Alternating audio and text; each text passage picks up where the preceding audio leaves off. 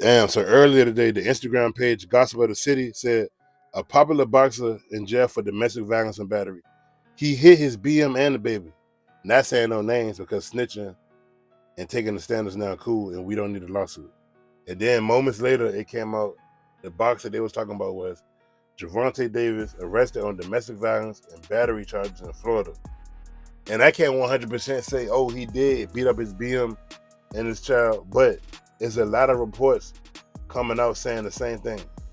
He put hands on his baby mama and their young child. It's crazy, but I believe it.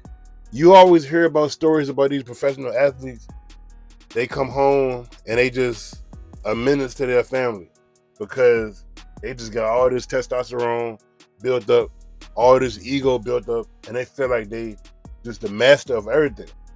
I be hearing stories about boxers, NFL players, NBA players, UFC fighters, about how in the off season or when they're not fighting, they gotta adjust to normal life, and that could be kind of hard sometimes. And they do the worst case scenario, end up putting hands on one of their loved ones, or just somebody in general getting in trouble, catching these charges.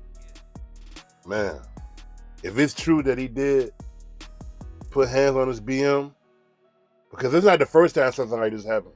He got arrested for this a couple years ago. So it's not like you can't believe it happened. And I know he undefeated in the boxing world. So I know he got a huge ego. He feel like can't nobody touch him, can't nobody beat him. He unstoppable.